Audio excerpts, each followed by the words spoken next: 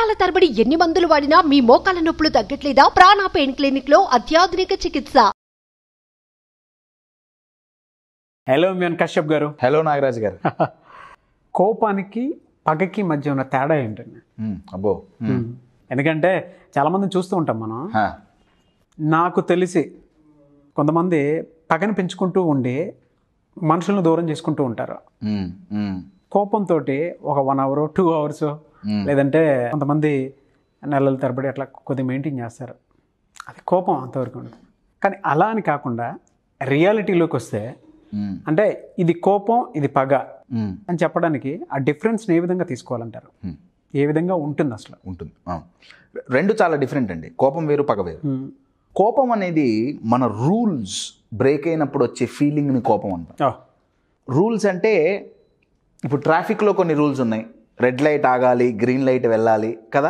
అలానే మనకు తెలియకుండా మన మైండ్లో లైఫ్ అంటే కొన్ని రూల్స్ ఉంటాయండి, పాజిటివ్ రూల్స్ ఉంటాయి. అవి ఎప్పుడైతే బ్రేక్ అవుతాయో, నా రూల్ మీరు బ్రేక్ చేశారనుకోండి, మీ మీద కోపం వస్తుంది. మీరు ఆ రూల్ మళ్ళీ సరి చేయగానే కోపం పోతుంది. లేదా నా అంతటి నేనే బ్రేక్ చేసుకున్నాను అనుకోండి, నా మీద నాకే కోపం వస్తుంది. సింపుల్ ఎగ్జాంపుల్ చెప్పాలంటే పంక్చువాలిటీ ఒక రూల్. టైంకి వెళ్ళాలి, మన ఇద్దరం కలిసి వెళ్తున్నాం, మీరు టైంకి రాలా, నాకు మీ మీద కోపం వచ్చింది. ఆ ప్రోగ్రామ్ అయిపోయిన తర్వాత మీ మీద కోపం పోతుంది, రైట్? లేదు నేనే లేట్ అయ్యా, నా మీద నాకు కోపం వస్తుంది, కష్టం నువ్వు ఇప్పుడు ఇంతే. ఆ రూల్స్ ఏదైతే ఉంటాయో అవి బ్రేక్ అయినప్పుడు వచ్చే ఫీలింగ్ పేరే కోపం. ఇండైరెక్ట్గా కోపం ఏం చెప్తుందంటే, అరే నీ రూల్ బ్రేక్ అవుతోంది, జాగ్రత్త పడు. యాక్చువల్గా కోపం వచ్చేది అందుకు, ఓకే, అవతల వాళ్ళ మీద అరవటానికి కాదు. అవును, రూల్ బ్రేక్ అవుతోంది, టైం అయిపోతుంది, నాగరాజు రాలే, ఫోన్ చేయి.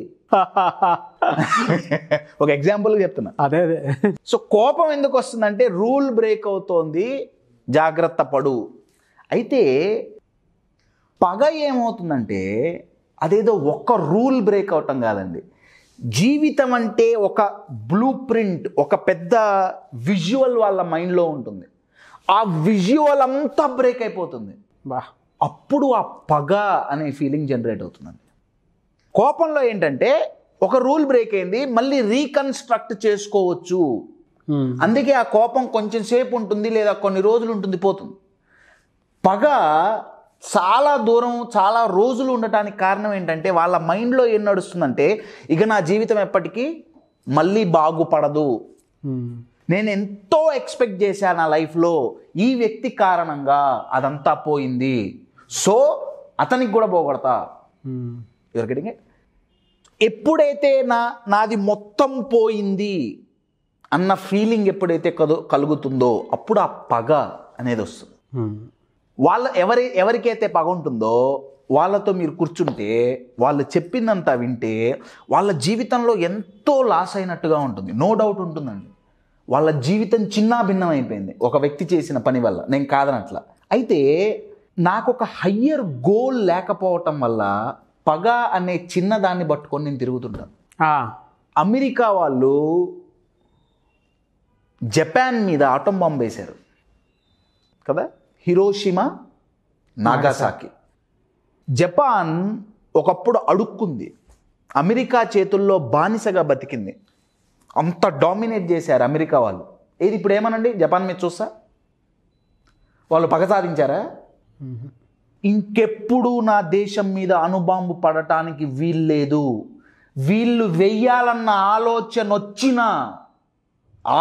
వచ్చినా వెయ్యకుండా ఉండేటట్టు మేము జాగ్రత్త పడతామని ఒక రేంజ్లో గ్రో అయ్యారు. One of the most developed countries today is Japan. Hiroshima Nagasaki ఒకప్పుడు ఎట్లుంది, ఇప్పుడు ఎట్లుంది ఒకసారి గూగుల్లో మీరు పిక్చర్ చూడండి.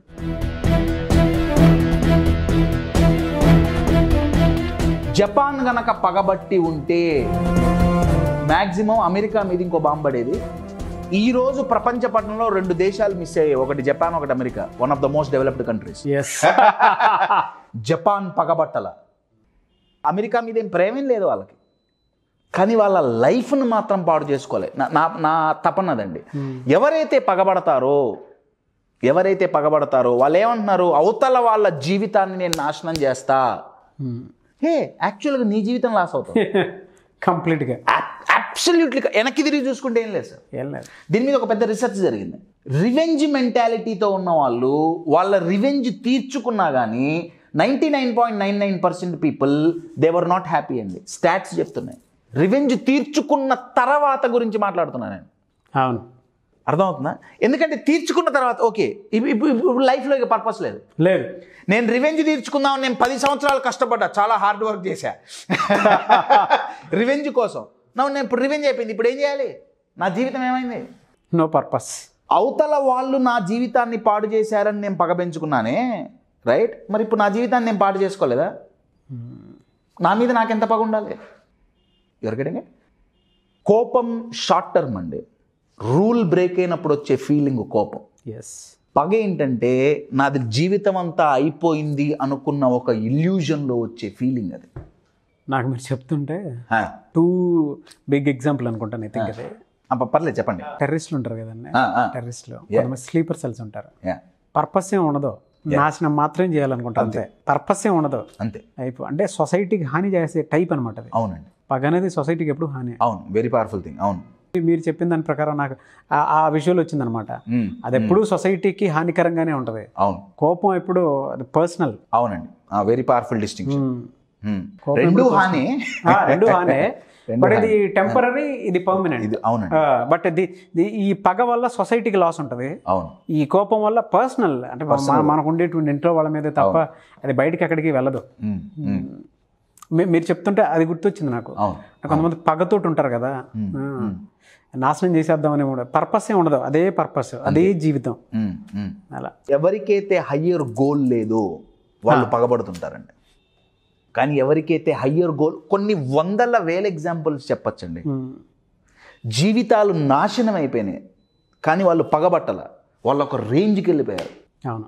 ఎంతో పెద్ద ఇన్సల్ట్స్ని చూశారు అయినా వాళ్ళు కామ కూర్చోాల, పగబట్టల. నీకు నేను చూపిస్తా, నేను వాడికి నేను ఎంతో చూపియాలి, వాడు చూడలేదు కాబట్టే నేను నాశనం చేశాడు. నువ్వే ఇప్పుడు నేను చూడకూడదు అని డిసైడ్ అయ్యానండి. మీలో మంచితనం చూడకూడదు అని నేను డిసైడ్ అయ్యా, మీలో మంచి క్వాలిటీస్ చూడకూడదు అని నేను డిసైడ్ అయ్యా. మీరు ఎంత చూపించినా నేను చూస్తానా?